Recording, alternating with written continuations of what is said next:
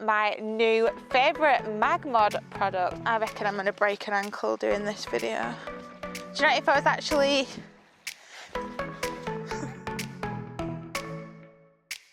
Hello everyone and welcome to another video using my new favourite MagMod product, the MagBox Pro 42 Octa. And if you haven't seen my previous video of the MagBox Pro 42 Octa, go and check that out first, because this is going to be a creative off-camera flash portrait using the MagBox Pro 42 Octa. I reckon I'm going to break an ankle doing this video.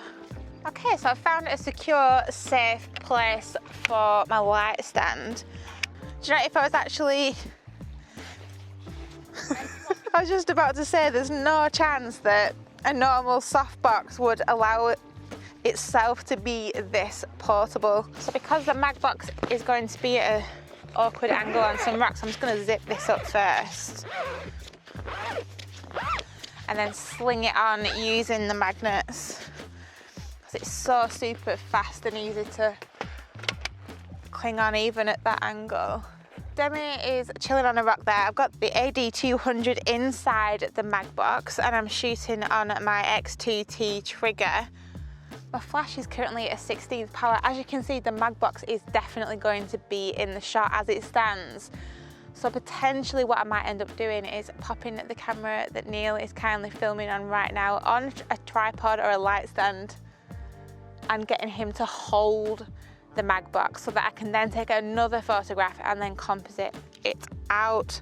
But we shall see how we get on. So I'm currently shooting it on the Canon 5D Mark III with the 50mm 1.2 lens, which is my go-to portrait lens. It's absolutely gorgeous. The X2T Godox trigger and also the Godox AD200 in the MagBox. What I'm actually going to do is get my base settings right here. So I'll just turn the flash off at the moment, and I just want some nice ambient settings, and then the flash is going to really add to that. To start off with, my ISO is at 200, my aperture is at 2.8 because I want that lovely depth of field, and my shutter is at 2000, and this is what the ambient file looks like. So at the minute I'm just going for the really nice colours in the river, and then what I'm going to do is use the MagBox just to softly light Demi to really bring her out in that scene. Now I'm just adding in the flash to light up Demi at a 16th power, so we'll just see how that looks. That looks so nice. What I'm actually going to do is let a little bit more ambient in. Let's see how that looks. That looks good. What I'm going to do is lift that MagBox up a little bit and have it coming down towards Demi a little bit more, like this. So while I was here just changing the angle of the MagBox, I thought I might as well just grab a couple with this composition, which looks absolutely gorgeous. That's gorgeous. Just lowering that right hand for me. Beautiful. And now we'll head back to where I was before. I do want all the rocks showing. So my flash is at a 16th power. I'm now shooting at ISO 200, 1000 on my shutter. This looks really nice. And my aperture is still at 2.8. So what I think I'm going to do now is find the perfect composition, which I think might be here once we remove the MagBox from the image. Yes, that's nice. I'm still shooting on the 50mm 1.2. I'm cutting out the sky so there's no distractions there. So now I've got my composition right, what I'm actually going to do is ask Neil to hold the stand with the MagBox and then move out of the frame so I can take a second picture, and then I can composite them over one another so I don't have the MagBox in my final image. Okay, so the next couple of minutes of this video is actually just me standing still, which isn't what you need to see. So what I've done is taken the picture and asked Neil to move the light stand. So I thought the best thing to do would be to show you how I composite and edit these photos in Photoshop after Lightroom. So I have opened Photoshop now, and we're just in Photoshop beta because I want to show you some of these new generative AI options when it comes to compositing images as well. The first option is to composite, which means to take two pictures very similar. So one where the MagBox is in the frame lighting Demi, and then the second one where I've asked Neil to just move the MagBox out of frame. So hopefully what we can do is just composite this top part and also then remove this as well. So this option is going to be, we go to the second image, but first up I should actually say that what I've done is I've edited this image how I want it to look in Lightroom, and then what I've done is just copied and pasted my settings to the second image. So when I do come to composite in the image, they've got the same settings, so hopefully everything looks the same when we do go to use the clone stamp tool. So that is our first option when it comes to compositing. This is the clone stamp tool here. I'm just going to make that a little smaller. If you select the option key and hold that down, you come up with this little targeted tool, and the idea being if you select an area with a definite point on that you can relate back to, we can then reference that point on the second image. So I've chosen this rock, and hopefully between the two images I've not actually moved too much.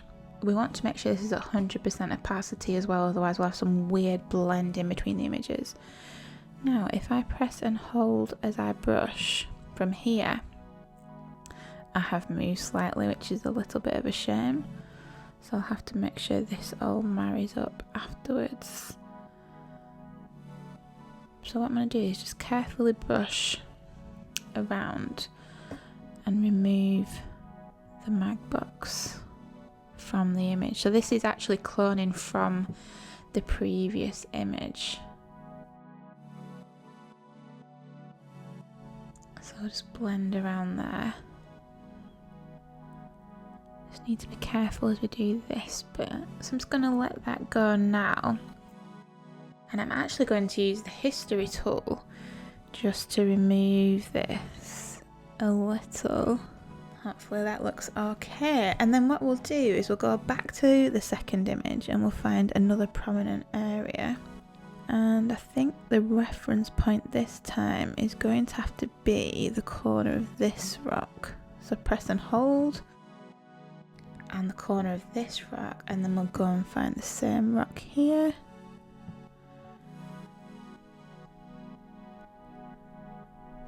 And slowly remove the legs of the light stand.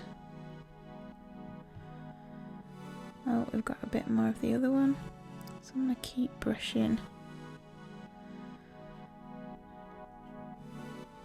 Keep brushing so everything looks the same. And then again we'll just go back to the history tool and just brush back over that.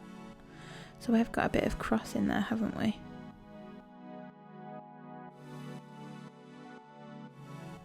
So back again to do the bottom. Or do we need to go to the...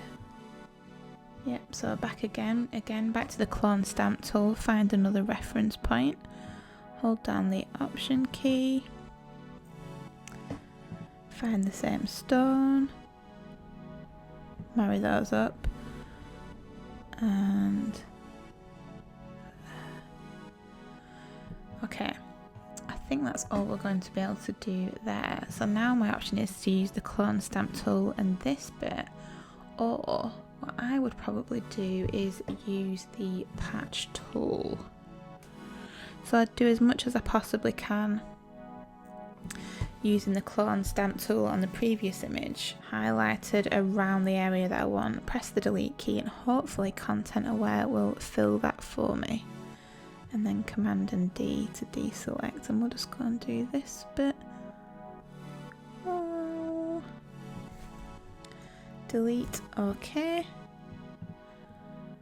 This is a little bit rough, but we can work with that. So now what I'm going to do is carry on with the patch tool, just highlighting little areas that don't really look great. Sometimes it's good to get in there. It's a bit of a dodgy bit there. That's better.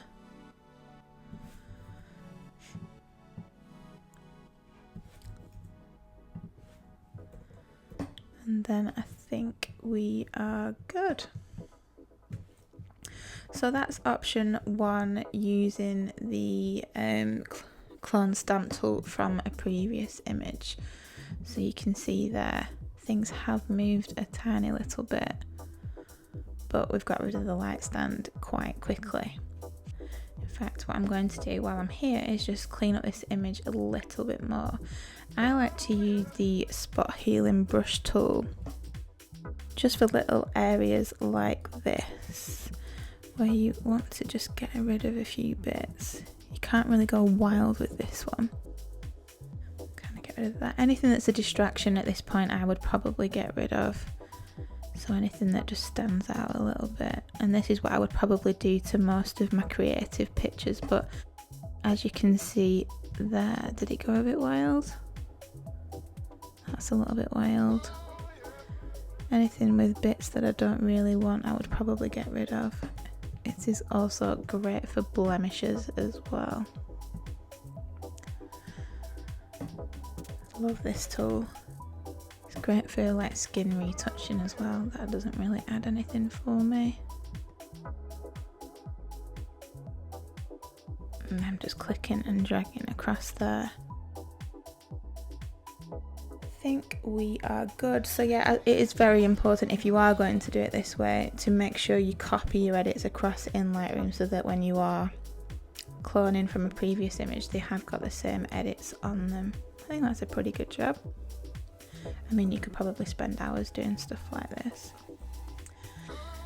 So option 2, we're going to choose the lasso, and we are going to highlight roughly all the way around the MagBox and and its legs there. And we're going to use the generative fill tool. So if you click on here, and you can just type in what you want if you wanted to add anything specific, but I'm just going to click generate, and hopefully it's going to generate me an image in the selected area that will just remove this MagBox for me. And this is a new feature in the Adobe Photoshop beta, so you probably won't find this in the original one at the moment, but it should be on its way anytime now. And you can see that's done it even faster than I did, and that is a pretty good job. And you do also have the variations as well. Each one will come with 3 variations, so you can just choose which you like. I think I like the last one. That's probably more similar to the original image. And that's all you do, and then obviously you would need to then merge these layers by selecting them both and right clicking and flatten your image. And then we can go in with the spot healing brush tool, which again is one of my absolute faves, and just remove any small distractions from the image. It doesn't take too long, and it actually makes such a big difference on the whole of the image afterwards. I think we're good. Then we move on to our next one, and I think for this one we're going to use the generative AI again with the lasso, and just roughly go around there. Whoops.